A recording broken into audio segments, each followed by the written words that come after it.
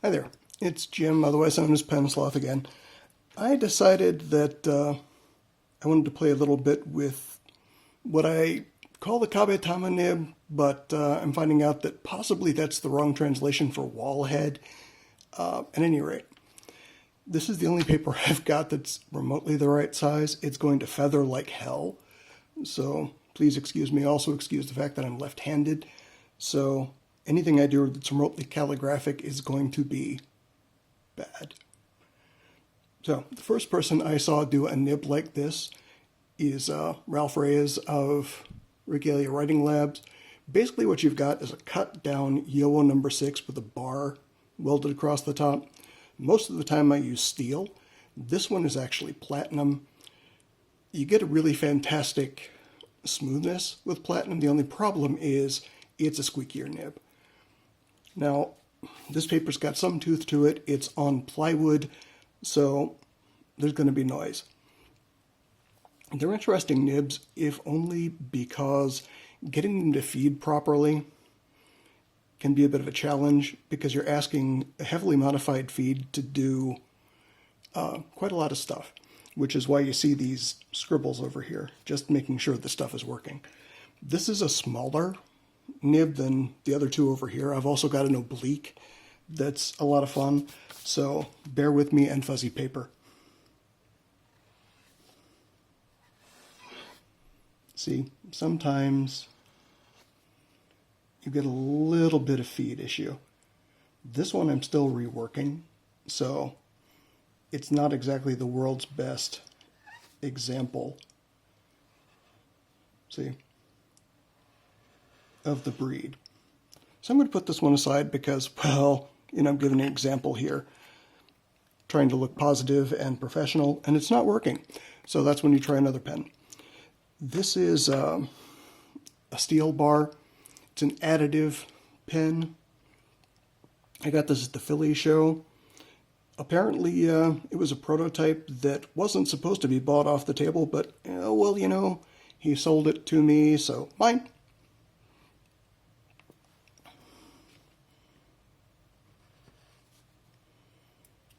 The line is approximately 9 millimeters. I say approximately because somewhere buried over here is a micrometer, but I moved everything aside, and I don't really feel like digging it out right now.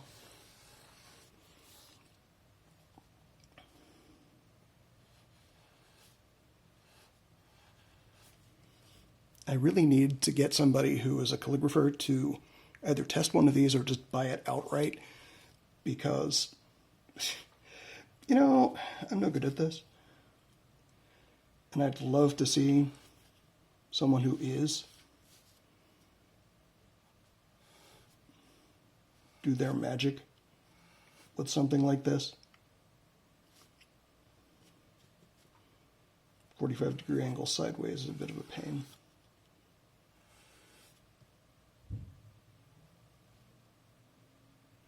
But you generally get the idea. One thing about this variety of nib is you need a wider cap than you might normally. Otherwise, it's not going to fit, and that would be a shame. So you might notice this guy is oblique.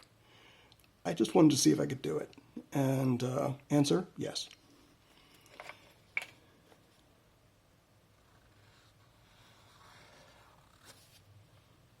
Slightly watered down Noodler's Habanero because I wanted to make sure it was going to write. It hasn't been used in quite a while.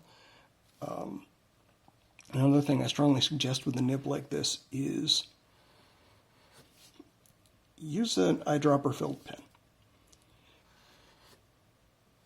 The reason for that is they consume a lot of ink, which is actually really great if you've got an ink that you want to draw with, but you've got 2-3 bottles of. And I don't use a hell of a lot of habanero. This gray is actually a mix of a couple of Monteverde inks that, I just didn't feel like going through the 170 odd bottles of ink to find precisely the right thing.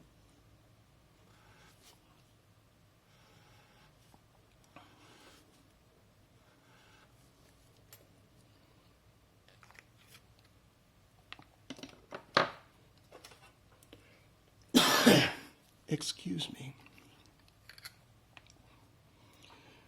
This is probably my favorite. I would never sell it. The pen body is made by Brian of Red Dragon Pens, specifically out of scrap stock for me because I needed a big cap.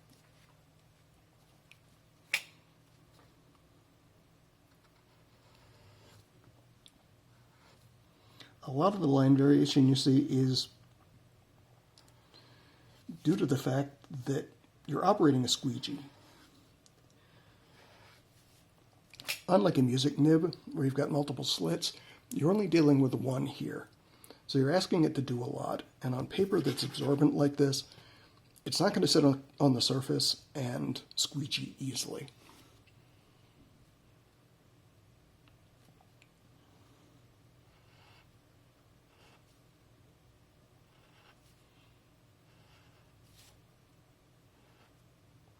And you get a lot more nib noise than you would on halfway decent paper, which this is not. It is great for basic drawing, pencil, charcoal, what have you, but it's really not suited for this sort of thing.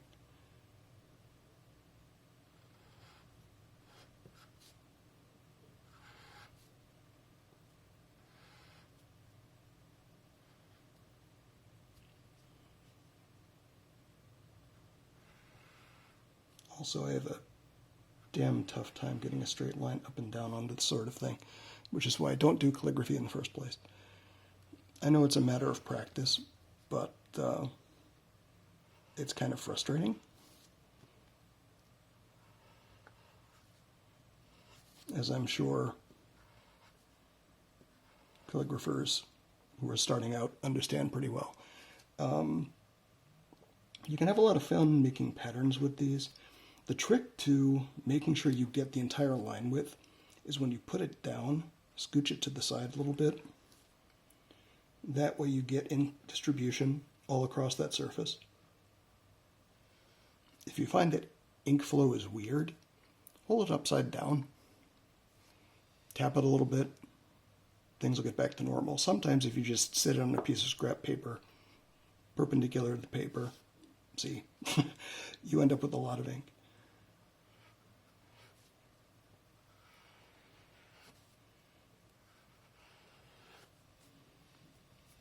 It's funny.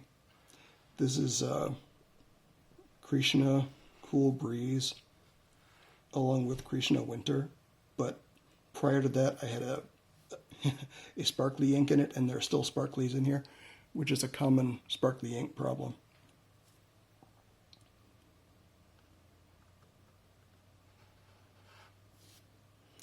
This nib is approximately 9.3 millimeters for line width, which is utterly fantastic. You know, come to think of it, these two are pretty equivalent. Very, very little difference between this and the one with gray in it.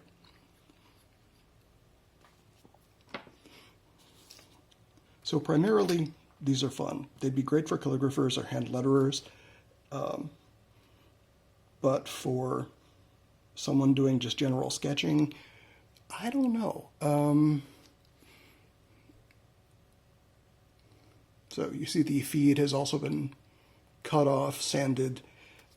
It's also been deepened because otherwise you're not going to get enough ink flow to bother with.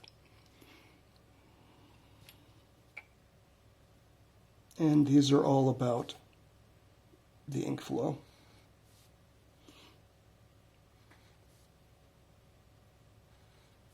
They have to have it. They're thirsty.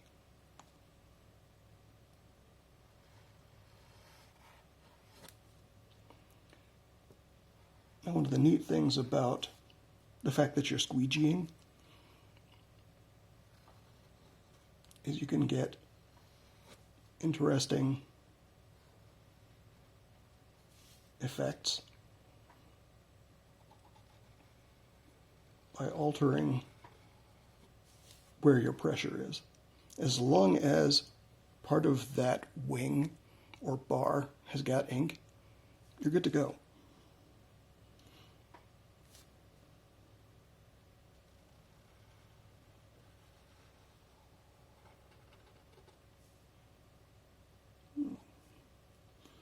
I think they're a lot of fun. I don't know. I don't know what to say about them other than they're fun. They're an interesting design opportunity. They've got unique problems,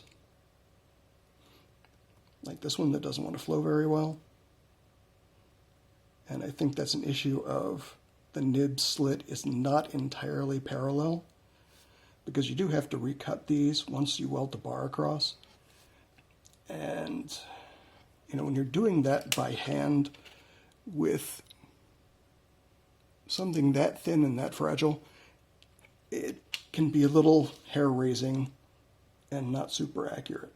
But I've got other cutting wheels that I can go back in and equalize with. See, there's the squeak.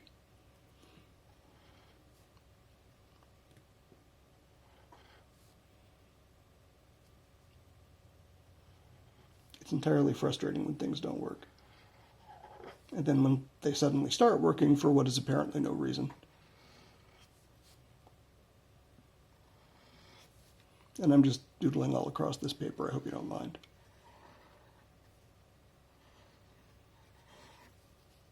Now you're going to work fine. Wrong. Yeah, this one's definitely a little bit back to the drawing board. Also, they can have particular angles they prefer, and I'm getting ink on myself, which, you know, no big deal, really. This one appears to like higher, almost marker-like. Anyway, just wanted to tell you a bit about this variety of nib and why they're fun. Yeah, so thanks for watching. This is the second video. There will probably be more. I'm still getting used to this thing, but yeah, better lighting is required. Anyway, thanks a lot. Have a good day.